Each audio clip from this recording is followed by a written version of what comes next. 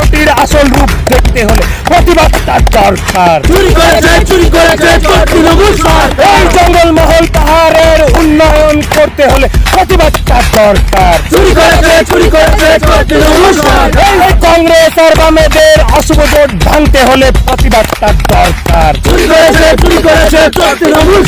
ওই তেলে ভাজা ছেড়ে দিয়ে আসল শিল্প আনতে হলে প্রতিবাদটা দরকার।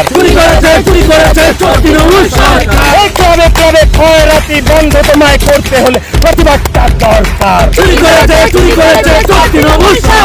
বদল করে এই বাংলার মানুষ আসছে বদলা নিতে, প্রতিবাদটা দরকার।